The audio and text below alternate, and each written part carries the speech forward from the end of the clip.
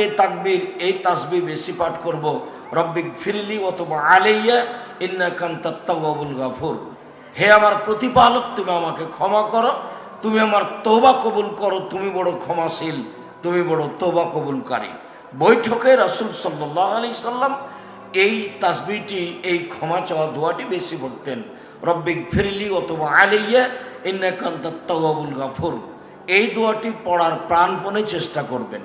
এছাড়াও মাঝে মধ্যে আস্তাগফিরুল্লাহ ওয়া আতুবু ইলাইহি, আস্তাগফিরুল্লাহাল্লাযী লা ইলাহা ইল্লা হুয়াল হাইয়ুল কাইয়ুম ওয়া আতুবু ইলাইহি, এই দোয়াগুলি জিকিরগুলি পড়বেন। সম্মানিত দিনী ভাই বোন, ইবাদতের জগতে সবচেয়ে শক্তিশালী, ইবাদতের জগতে সবচেয়ে দামি ইবাদত হলো সিয়াম, যা একাধিক দিন আপনারা অবগত হয়েছেন।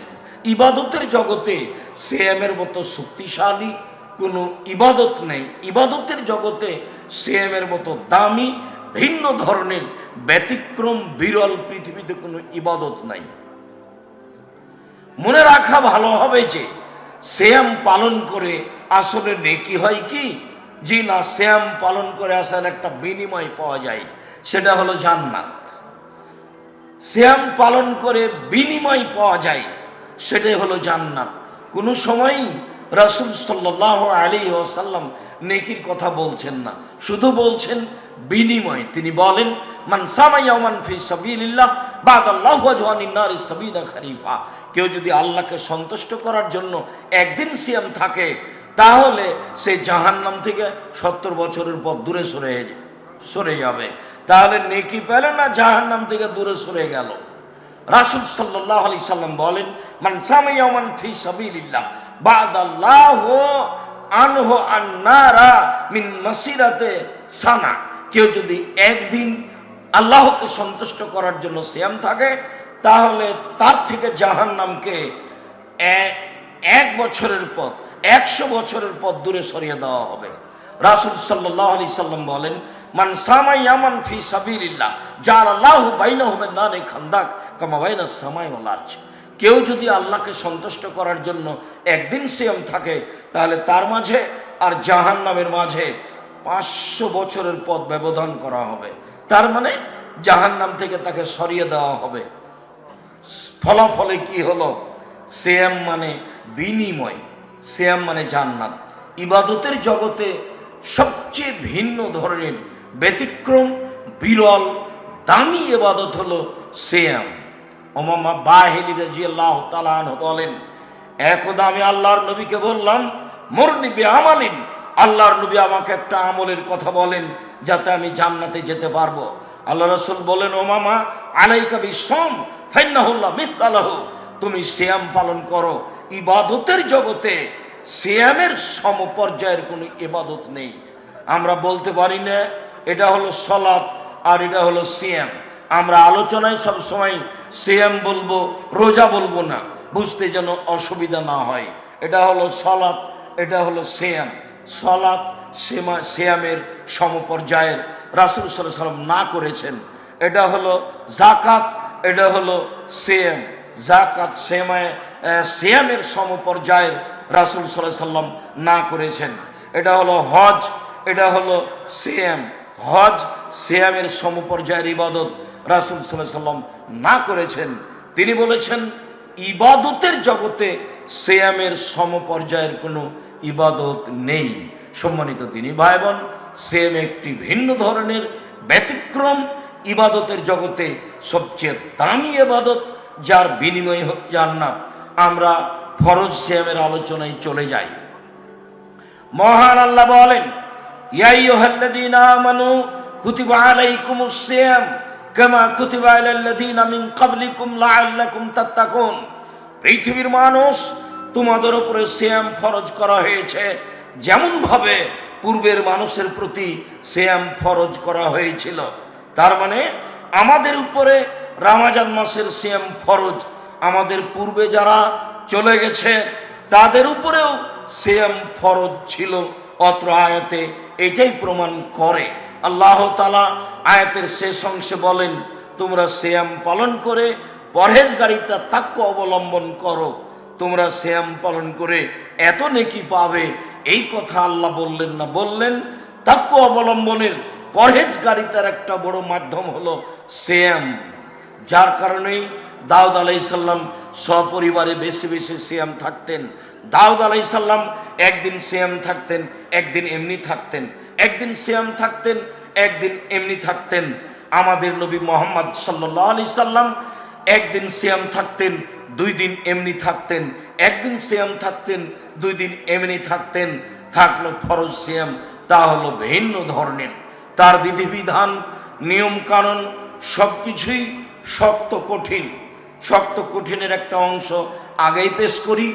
রাসূল সাল্লাল্লাহু আলাইহি সাল্লাম বলেছেন, কেউ যদি রমজান মাসে পারিবারিক বিষয়টি করে ফেলে, স্ত্রী মিলন ঘটায়, তাহলে তাকে পরস্পর 2 মাস 60 দিন সিয়াম পালন করতে হবে। অন্যথায় 60 জন মিসকিনকে 1.25 কেজি করে চাউল দিতে হবে। বিষয়টি অতীব জটিল। সম্মানিত দিনী ভাই বোন, রমজান মাসের ফজিলত নিয়ে কিছু কথা বলি। রমজান মাসের ফজিলত নিয়ে কিছু কথা বলি। আবু হুরায়রা রাদিয়াল্লাহু তাআলা আনহু বলেন, রাসূল সাল্লাল্লাহু আলাইহি সাল্লাম বলেছেন, ইজা দাখালা শাহর রমাজান, যখন রমজানের মাস আসে, ফতিহাত আবওয়াবুর রাহমা, তখন রহমতের দরজা খুলে দেওয়া হয়। যেদিন রমজানের চন্দ্র উঠেছে সেই দিনই রহমতের দরজা খুলে দেওয়া হয়েছে। যেদিন শাওয়ালের চন্দ্র উঠবে সেদিন রহমতের দরজা বন্ধ হবে। সম্মানিত দিনী ভাই বোন, আমরা অবগত আছি রমজানকে 3 ভাগে ভাগ করা হয়েছে। প্রথম দশক রহমত, পরের দশক ক্ষমা, পরের দশক জাহান্নাম থেকে মুক্তি। অত্র হাদিস আমলযোগ্য নয়, বরং পুরো মাস হচ্ছে দয়া, পুরো মাস হচ্ছে ক্ষমা, পুরো মাস হচ্ছে জাহান্নাম থেকে মুক্তি পাওয়ার মাধ্যম। অত্র হাদিসের এই অংশে রাসূল সাল্লাল্লাহু আলাইহি সাল্লাম বলেন, রমজান মাস আসলে রহমতের দরজা খুলে দেওয়া হয়েছে। মানুষের উচিত যে যা পারে আল্লাহর রহমত ধরে নিবে, লুটে নেওয়ার চেষ্টা করবে। আবু হুরায়রা রাদিয়াল্লাহু তাআলা আনহু বলেন, রাসূল সাল্লাল্লাহু আলাইহি সাল্লাম বলেছেন, ইজা দাখালা শাহর রমাদান ফুতিহাত আবওয়াবুস সামায়ে, যখন রমজান মাস আসে তখন আকাশের দরজা খুলে দেওয়া হয়। সম্মানিত দিনী ভাই বোন, আমি অত্র বাক্যটি আরো সুন্দরভাবে বোঝানোর চেষ্টা করে। এই ছেলে, সামনের দিকে যারা দাঁড়িয়ে আছে তাদেরকে ডান দিকে নিয়ে এসে বসাও। আমাদের কোনো দায়িত্বশীল ছেলেরা নাই নাকি? আমাদের দায়িত্বশীল ছেলেরা এখন তারা কোথায়? আমি তো বাস্তব দেখতেও পাচ্ছি না। যারা দায়িত্ব পালন করছো তারা দেখো তো, সামনের লোকগুলি দাঁড়িয়ে আছে, তাদেরকে নিয়ে এসে হাতের ডানে বসাও। পরিবেশ একবারে সুন্দর করে কন্ট্রোল করতে হবে। আপনি স্বইচ্ছায় চলাচল করবেন আর কথা বলবেন, আমি তা পছন্দ করি না। সম্মানিত দিনী ভাই বোন, আমি আপনাকে বুখারী মুসলিমের এই অংশ আরো স্পষ্ট করাতে চাই যে আকাশের দরজা খুলে দেওয়া হয়েছে, মানে এখন আপনি আল্লাহকে যা বলবেন সেটাই কবুল হয়ে যাবে। রাসূল সাল্লাল্লাহু আলাইহি সাল্লাম বলেন, ইজা কানা নিসফুল লাইল, যখন রাত অর্ধেক হয়, রাত 12টা পার হয়, ফতিহাত আবওয়াবুস সামায়ে, তখন আকাশের দরজা খুলে দেওয়া হয়। যে যা চায় তাকে তাই দিয়ে দেওয়া হয়। যে যা বলে সেটা আল্লাহ তার মেনে নেন। কেন? এখন আকাশের দরজা খুলে দেওয়া হয়েছে। রাসূল সাল্লাল্লাহু আলাইহি সাল্লাম বলেন, ইজা জালাতিশ শামস, যখন সূর্যটা ঢলে যায়, দুপুর পার হচ্ছে, 12টা পার হতে গেলেই আকাশের দরজা খুলে দেওয়া হয়। আল্লাহর নবী মুহাম্মদ সাল্লাল্লাহু আলাইহি সাল্লাম ওই সময়ে 2 রাকাত 4 রাকাত সালাত আদায় করে তাড়াহুড়া করে আল্লাহর কাছে কিছু চান, বলেন। এই সময় আকাশের দরজা খুলে দেওয়া হয়েছে। যে যা চাইবে তাকে তাই দেওয়া হবে। যে যা দাবি দেওয়া পেশ করবে সেটাই তার মেনে নেওয়া হবে। সম্মানিত দিনী ভাই বোন, রাসূল সাল্লাল্লাহু আলাইহি সাল্লাম বলেন, ইজা নুদিয়া লিস-সালাহ ফতিহাত আবওয়াবুস সামায়ে, যখন আজান দেওয়া হয় তখন আকাশের দরজা খুলে দেওয়া হয়। তার মানে আজান দেওয়া যখন শুরু হয় তখনই আকাশের দরজা সব খুলে যাচ্ছে। এখন যে যা চাইবে তাকেই তা দেওয়া হবে। রাসূল সাল্লাল্লাহু আলাইহি সাল্লাম বলেন, সাল তুতা, এখন তুমি যা চাও, যা চাইবে তাই দিয়ে দেওয়া হবে। মানে আকাশের দরজা খুলে দেওয়া হয়েছে। আল্লাহ আপনার কথা শোনার জন্য প্রতীক্ষমান। সম্মানিত দিনী ভাই বোন, অত্র বুখারী মুসলিমের হাদিসের এই অংশে প্রমাণ হয় যে রমজান মাস আসলে আকাশের দরজা খুলে দেওয়া হয়। পুরো রমজান আকাশের দরজা খোলা থাকে, মানে আপনি পুরো রমজানে যা চাইবেন সেটাই কবুল হবে। দুপুর, সকাল, সন্ধ্যা, রাত বলে কোনো কথা নাই, 24 ঘন্টা একই রকম ব্যাপার। পুরো রমজান 24 ঘন্টা আকাশের দরজা খোলা আছে। যার যা ইচ্ছা সে তা নিয়ে নিবে, যার যা দাবি দেওয়া সে আল্লাহর দরবারে পেশ করবে। আমি আর আপনি আসলে রমজান মাসকে জাতিকে বুঝাতে পারিনি, যার কারণে পরিবেশটা এমন দেখছি বা বুঝছি। মানুষ রমজান মাসকে মূল্যায়ন করতে পারে না। আবু হুরায়রা রাদিয়াল্লাহু তাআলা আনহু বলেন, রাসূল সাল্লাল্লাহু আলাইহি সাল্লাম বলেছেন, এজা দাখালা শাহর রমজান, যখন রমজান মাস আসে তখন ফতেহাত আবওয়াবুল জান্নাহ, জান্নাতের দরজা খুলে দেওয়া হয়। কুল্লিকাত আবওয়াবু জাহান্নাম, জাহান্নামের দরজা বন্ধ করে দেওয়া হয়। সুলসিলাতি শায়াতিন, শয়তানের পায়ে বেড়ি দিয়ে দেওয়া হয়। সম্মানিত দিনী ভাই বোন, অত্র বুখারী মুসলিমের হাদিসের শেষের 3টি বাক্য আবারও বুঝায়, রমজান মাস আসলে জাহান্নামের দরজা বন্ধ। এখন কি কাউকে জাহান্নামে যেতে দেওয়া হবে না তাই কি বন্ধ? জান্নাতের দরজা খুলে দেওয়া হয়। এখন যারা মারা যাবে তারা সবাই জান্নাতে চলে যাবে, সেই জন্যই কি জান্নাতের দরজা খোলা? ব্যাপারটা কি? জি না, আসলে রমজান মাসকে মূল্যায়ন করতে গিয়ে পৃথিবীর মানুষকে আল্লাহ তাআলা দেখাচ্ছেন, পৃথিবীর মানুষ মনে রেখো, আমি আমার রহমত দেখাচ্ছি, আমি আমার দয়া দেখাচ্ছি, আমি আমার ক্ষমা দেখাচ্ছি। আমার দয়া দেখাতে গিয়ে, আমার রহমত দেখাতে গিয়ে, আমার ক্ষমা দেখাতে গিয়ে জান্নাতের দরজা খুলে রেখেছি। আসলে কেউ ঢুকবে এটা কথা নয়, বরং দয়া ও ক্ষমা দেখাতে গিয়ে সম্মানার্থে আমি জান্নাতের দরজা খুলে রেখেছি। দয়া ও ক্ষমা দেখাতে গিয়ে তোমাদেরকে আগ্রহী করার জন্য জাহান্নামের দরজা বন্ধ রেখেছি। এটা রমজান মাসের মান মর্যাদা। কে বুঝবে, কে মূল্যায়ন করবে? শয়তানের পা বেঁধে দেওয়া হয়েছে। এইটা রমজানকে আল্লাহ তাআলা মূল্যায়ন করছেন, যা রাসূল সাল্লাল্লাহু আলাইহি সাল্লাম বলছেন। সম্মানিত দিনী ভাই বোন, রমজান চলে আসছে, আমরা হয়তোবা রমজানকে যথাযথভাবে মূল্যায়ন করতে পারবো না, বরং আজ থেকেই প্রাণপণে চেষ্টা চালাই, আল্লাহকে বলি, আল্লাহ এবছরের রমজান যেন যথাযথভাবে মূল্যায়ন করতে পারি, এই তৌফিক তুমি দান করো। সম্মানিত দিনী ভাই বোন, আবু হুরায়রা রাদিয়াল্লাহু তাআলা আনহু বলেন, রাসূল সাল্লাল্লাহু আলাইহি সাল্লাম বলেছেন, ইজা কানা আউয়ালু লাইলাতিন মিন শাহরি রমাদান, যখন রমজান মাসের প্রথম রাত হয়, শাওয়াল শাবান শেষ হয়েছে, রমজান শুরু হয়ে গেছে, যেই দিনই রমজান মাসের প্রথম রাত আসে, ইনাদি মুনাদিন মিনাস সামায়ে, তখন আকাশ থেকে চিৎকার করে ফেরেশতা বলেন, ইয়া বাগিয়াল খায়র আকবিল, হে কল্যাণকামী, যারা তোমরা কিছু নেকি করতে চাও, পাপ হয়ে গেছে, ক্ষমা পেতে চাও, যারা তোমরা কিছু চাও তারা সামনের দিকে আগিয়ে আসো, আল্লাহর রহমতের দরজা খোলা আছে, তোমরা আগিয়ে এসে আল্লাহর রহমত ধরে নাও। যে যেভাবে পারো, যার যা দাবি আছে দাবি দেওয়া পেশ করো। এইভাবে ফেরেশতাগণ বলতে থাকেন, আসো আসো, আগিয়ে আসো, রমজানকে মূল্যায়ন করো, কল্যাণপূর্ণ কাজ করো। ফেরেশতা বলেন, ইয়া বাগিয়া শাররে আকসির, হে পাপী একটু থেমে থাকো, পাপ করো না। হে পাপী একটু থেমে থাকো, পাপ করো না। রমজান মাস চলে এসেছে, পাপ থেকে বিরত থাকো। সম্মানিত দিনী ভাই বোন, রাসূল সাল্লাল্লাহু আলাইহি সাল্লাম আরো বলেন, মুবতাকাউ মিনান নার, এই জাহান্নাম থেকে মুক্তি ঘোষণা। ফেরেশতাগণ আকাশ থেকে চিৎকার করে বলেন, পৃথিবীর মানুষ শুনে রেখো, রমজান মাস জাহান্নাম থেকে মুক্তি ঘোষণা হচ্ছে, তোমরা জাহান্নাম থেকে মুক্তি নিয়ে নাও। জাহান্নাম থেকে মুক্তি ঘোষণা হচ্ছে, রমজান মাসে তোমরা রমজান মাসে জাহান্নাম থেকে মুক্তি নিয়ে নাও। এইভাবে প্রত্যেক রাতে বলা হয়, যা রাসূল সাল্লাল্লাহু আলাইহি সাল্লাম বলেন। সম্মানিত দিনী ভাই বোন, আবু হুরায়রা রাদিয়াল্লাহু তাআলা আনহু বলেন, রাসূল সাল্লাল্লাহু আলাইহি সাল্লাম বলেছেন, মান সামা রমাজানা ঈমানান ওয়া ইহতিসাবান গুফিরা লাহু মা তাকাদ্দামা মিন জামবিহি।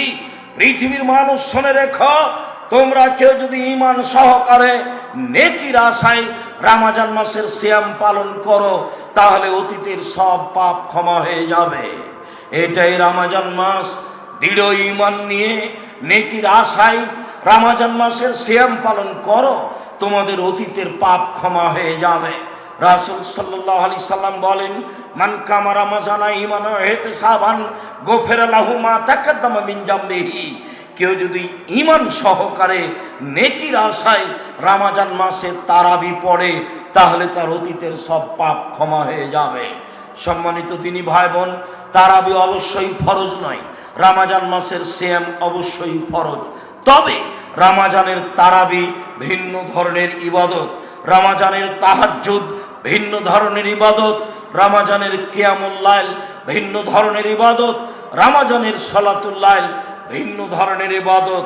এর একটা ভিন্ন মর্যাদা আছে। রাসূল সাল্লাল্লাহু আলাইহি সাল্লাম বলেন, কেউ যদি রমজান মাসে তারাবি পড়ে, রমজান মাসে তাহাজ্জুদ পড়ে, রমজান মাসে কিয়ামুল লাইল করে, তাহলে তার অতীতের সব পাপ ক্ষমা হয়ে যাবে। মর্মে রমজান আসলেই পুরো মাস তারাবি, তাহাজ্জুদ, কিয়ামুল লাইল, সালাতুল লাইল পড়ার প্রাণপণে চেষ্টা করবেন। একাই পড়া সবচেয়ে ভালো হবে। জামাতবদ্ধ পড়তে পারেন, জামাতবদ্ধ পড়ার চেষ্টা করবেন, নইলে শয়তান আপনাকে বোকা বানাবে। আবু হুরায়রা রাদিয়াল্লাহু তাআলা আনহু বলেন, রাসূল সাল্লাল্লাহু আলাইহি সাল্লাম বলেছেন, মান কামা লাইলাতুল কদরি ঈমানান ওয়া ইহতিসাবান গুফিরা লাহু মা তাকাদ্দামা মিন জামবিহি। কেউ যদি ঈমান সহকারে নেকির আশায় আপনার লাইলাতুল কদরকে মূল্যায়ন করে, তাসবিহ তাহলিল জিকির আজকার করে, শেষের দশক জেগে থাকে, তাহলে তার অতীতের সব পাপ ক্ষমা করা হবে। এই কথা মুহাম্মদ সাল্লাল্লাহু আলাইহি সাল্লাম বলেন। সম্মানিত দিনী ভাই বোন, আমি অত্র হাদিসগুলি পেশ করে আপনাকে রমজান মাসকে যথাযথভাবে মূল্যায়ন করার জন্য অনুরোধ জানাচ্ছি। সিয়াম থাকা, ক্ষমা চাওয়া, রহমত কামনা করা, দয়া কামনা করা, অর্থ সম্পদের দাবি দেওয়া কামনা করা, ছেলে মেয়ের বড় হওয়া, কল্যাণ কামনা করা, বিপদ থেকে মুক্তি চাওয়া, সব চাইবেন রমজান মাসে। একেবারে প্রথম রমজান থেকে নিয়ে শেষ পর্যন্ত, যা একাধিক হাদিস দ্বারা প্রমাণিত হয়। এবার চলে যান, এবার আমরা চলেন যাই দেখি রমজান শুরু করব কিভাবে। আবু হুরায়রা রাদিয়াল্লাহু তাআলা আনহু বলেন, রাসূল সাল্লাল্লাহু আলাইহি সাল্লাম বলেছেন, সুমুলে রুয়াতিহি ওয়াফতিরুলে রুয়াতিহি। পৃথিবীর মানুষ, তোমরা চন্দ্র দেখে সিয়াম শুরু করো, চন্দ্র দেখে সিয়াম ছেড়ে দাও। তিনি বলেন, ফাইন গুম্মা আলাইকুম ফাকমিলু ইদ্দাতা সালাসিনা শাবান। যদি আকাশ মেঘাচ্ছন্ন হয়, তাহলে তোমরা শাবানকে 30 করে নাও। রমজান কমুক আর বেশি হোক তাতে আসে যায় না। আরবি মাস তো 30-এর বেশি হয় না। রমজান কমে যাক তাতে আসে যায় না। যদি আকাশ মেঘাচ্ছন্ন হয়, তাহলে তোমরা শাবানকে 30 করে নাও। এতে যদি রমজানের একদিন শাবানের মধ্যে ঢুকে যায়, তাতে আসে যায় না। সম্মানিত দিনী ভাই বোন, অত্র হাদিসে রাসূল সাল্লাল্লাহু আলাইহি সাল্লাম চন্দ্র দেখে সিয়াম শুরু করতে বললেন, চন্দ্র দেখে সিয়াম ছেড়ে দিতে বললেন। সারা পৃথিবীতে একদিন সিয়াম মানুষ ধরবে, এ কথা সত্য নয়। সারা পৃথিবীতে একদিন মানুষ সিয়াম ছাড়বে, এ কথা সত্য নয়। সারা পৃথিবীর মানুষ একদিন সিয়ামের ঈদ পালন করবে, কুরবানির ঈদ পালন করবে, এ কথা ঠিক নয়। সেই কালেই কুরাইব রাদিয়াল্লাহু তাআলা আনহু বলেন যে, হারিসের মেয়ে উম্মুল ফাদল আমাকে মদিনা থেকে সিরিয়ায় পাঠালেন মুআবিয়ার কাছে একটা কাজের জন্য। আমি সিরিয়ায় চলে গেলাম। সিরিয়ায় চলে গিয়ে মুআবিয়ার কাছে সে কাজটি শেষ করলাম। সেদিনই আকাশে চন্দ্র দেখা দিল। আমরা চন্দ্র দেখলাম। সেদিন আমি সিরিয়ায় রয়েছি। চন্দ্র দেখে আমিও সিয়াম শুরু করলাম। সিরিয়ার প্রেসিডেন্ট মুআবিয়াও সিয়াম শুরু করলেন। জনগণ সিয়াম থাকলো। আমি সেই দিন বের হলাম মদিনার উদ্দেশ্যে। মাস শেষ হয়ে গেল আমার মদিনায় আসতে। মাস শেষে আমি মদিনায় চলে আসলাম। ইবনে আব্বাস আমাকে ডেকে পাঠালেন। ডেকে পাঠিয়ে আমাকে কিছু জিজ্ঞাসা করলেন। জিজ্ঞাসার এক পর্যায়ে তিনি বললেন, তোমরা কবে রমজানের চন্দ্র দেখেছ? আমি বললাম, আমরা জুমার রাতে রমজানের চন্দ্র দেখেছি। আমরা সিয়াম থেকেছি, মুয়াবিয়া সিয়াম থেকেছেন। আবার তিনি জিজ্ঞাসা করলেন, তুমি নিজে দেখেছ? আমি বললাম, জি হ্যাঁ, আমি ক্রাইব নিজে দেখেছি, আরো অনেকেই দেখেছেন। তখন ইবনে আব্বাস বললেন, তবে আমরা শনিবারে চন্দ্র দেখেছি। আমরা শনিবার অনুযায়ী সিয়াম চালিয়ে যাব যতক্ষণ পর্যন্ত শাওয়ালের চন্দ্র না দেখছি। আমরা 30টা পূর্ণ করে নিব, অন্যথায় আমরা চন্দ্র দেখলে 29টা করে ছেড়ে দিব। সম্মানিত দিনী ভাই বোন, অত্র আবু দাউদের সহিহ হাদিস প্রমাণ করে যে চন্দ্র বিভিন্ন স্থানে বিভিন্ন সময়ে মানুষ দেখবে, এ কথাই ঠিক। যারা যেখানে দেখবে তারা সেখানে সেভাবে সিয়াম পালন করবে, এ কথাই ঠিক।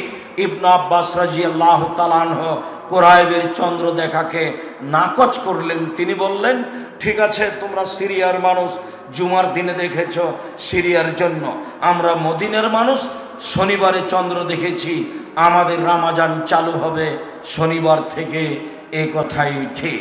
সম্মানিত দিনী ভাই বোন, অত্র হাদিস দ্বারা প্রমাণিত হয় যে সারা পৃথিবীতে একদিন সিয়াম ধরা হবে না, একদিন সিয়াম ছাড়া হবে না, বিভিন্ন দিনে হতে পারে, এ কথাই ঠিক।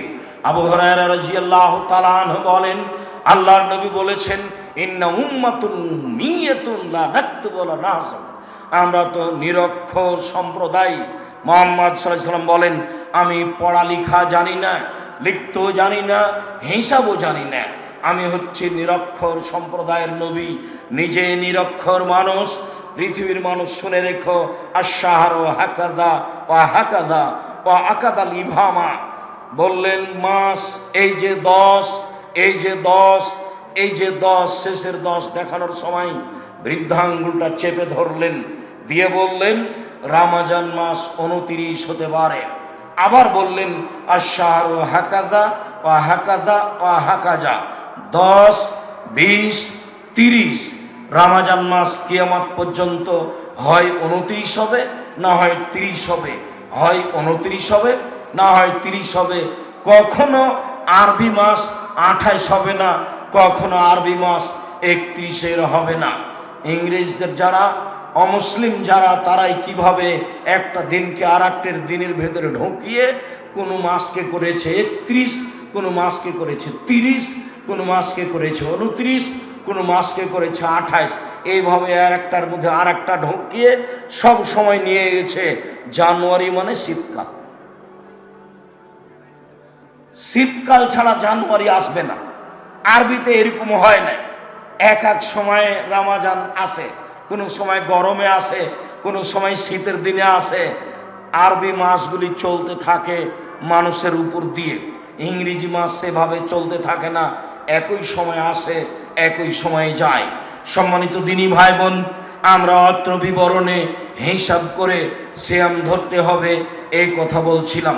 চলেন এবার সিয়াম শুরু করি। আনাস রাদিয়াল্লাহু তাআলা আনহু বলেন, রাসূল সাল্লাল্লাহু আলাইহি সাল্লাম বলেছেন, তাসাহারু ফাইনু ফিহাল বারাকা।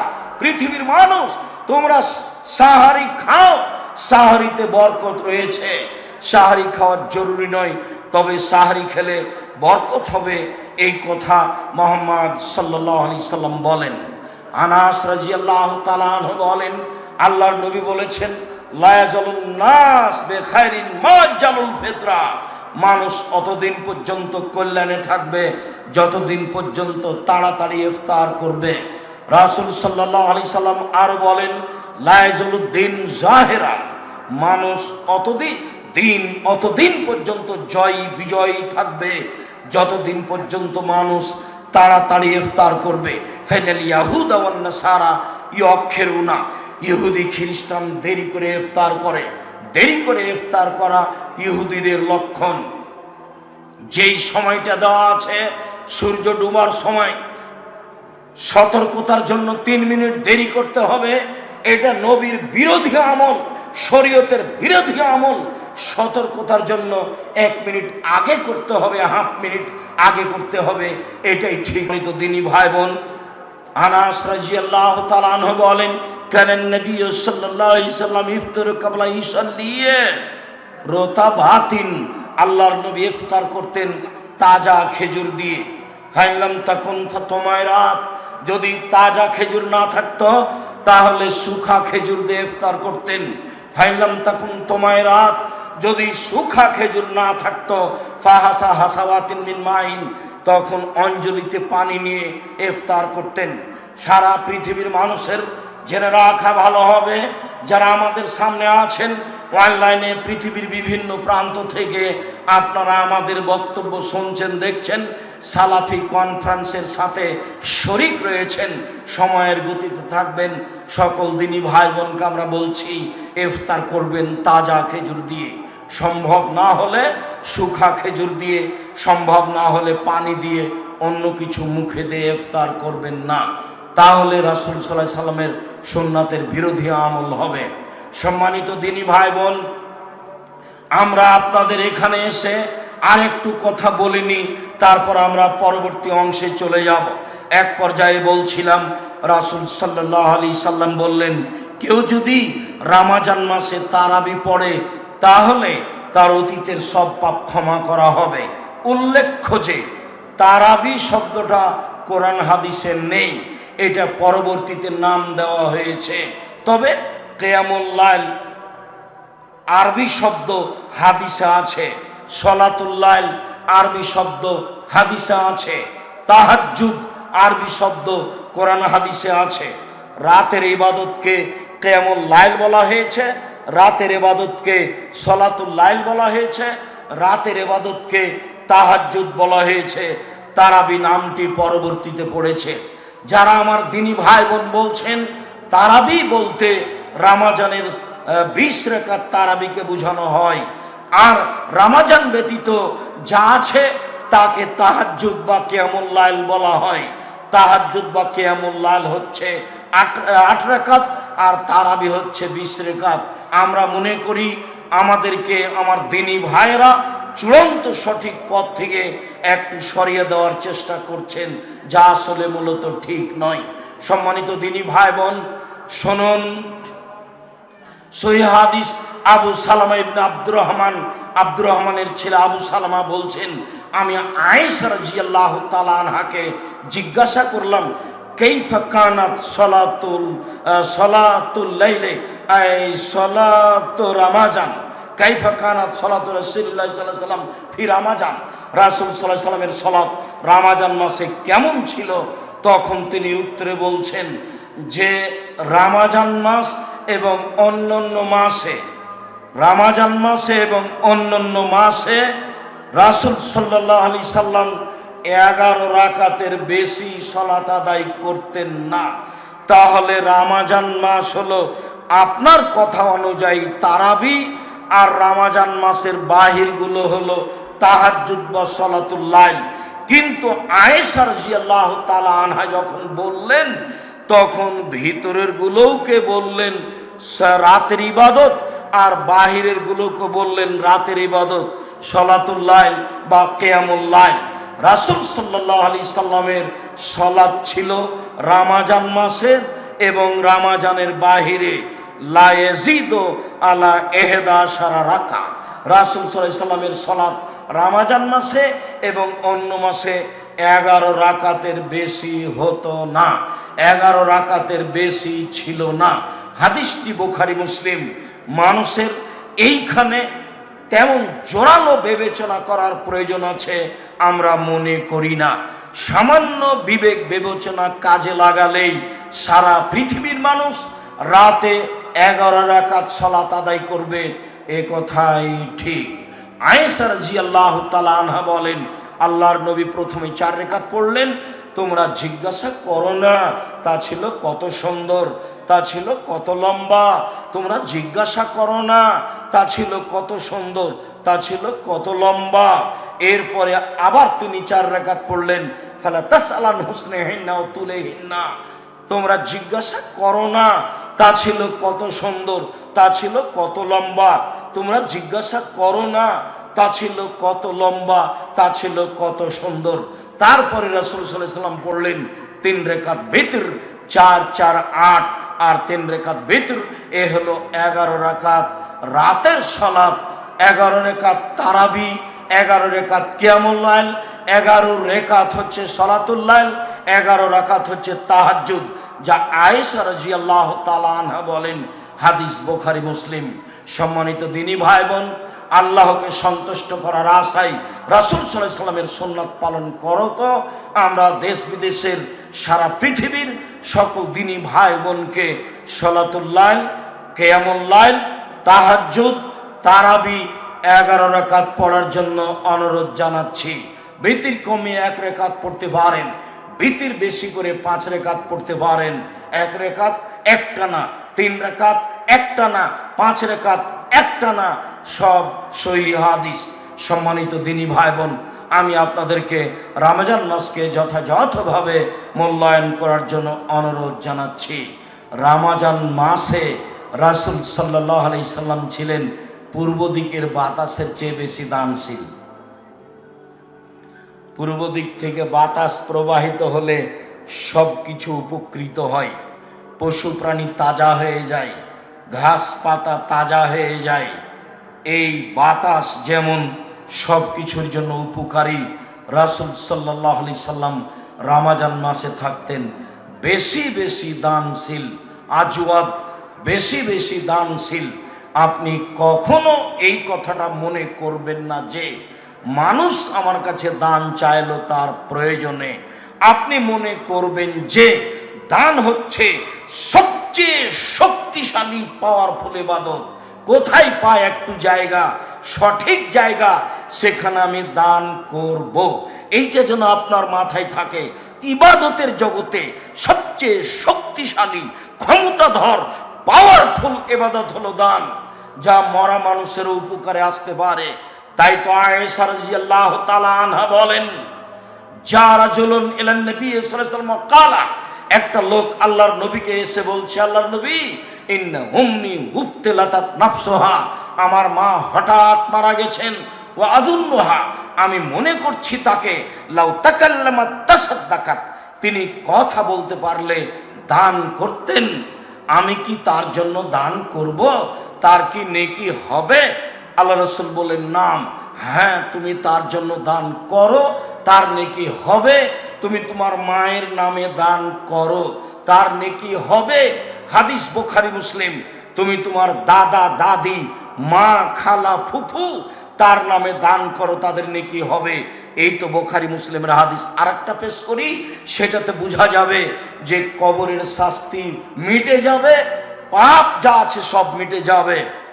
আবু হুরায়রা রাদিয়াল্লাহু তাআলা আনহু বলেন, কালা রাজুলুন লিন নবী সাল্লাল্লাহু আলাইহি সাল্লাম, একটা লোক আল্লাহর নবীকে বলল, আল্লাহর নবী, ইন্না আবি মাতা, আমার পিতা মারা গেছেন, ওয়া তারাকা মালান, অনেক সম্পদ ছেড়ে গেছেন, ওয়ালাম ইউসি, তিনি কোনো উপদেশ, তিনি কোনো ওসিয়ত করে যাননি। ফাহাল ইউকাফিরু আনহু আন আতাসাদ্দাকা আনহু, আমি তার নামে দান করলে তার পাপ মিটে যাবে কি? আমি তার নামে দান করলে তার পাপ মুছে যাবে কি? আমি আমার বাপের নামে দান করলে তার পাপ মুছে যাবে কি? তার নাম, আল্লাহ রাসূল বললেন, হ্যাঁ, তুমি দান করো, তোমার বাপের পাপ মিটে যাবে। হাদিস বুখারী মুসলিম। বেঁচে তো আপনি আছেন, আপনার আর ভাইরা আছে, আপনার পিতা তো চলে গেছেন জমি জায়গা অর্থ সম্পদ ছেড়ে। সম্মানিত দিনী ভাই বোন, আপনি দান করুন সঠিক জায়গায়।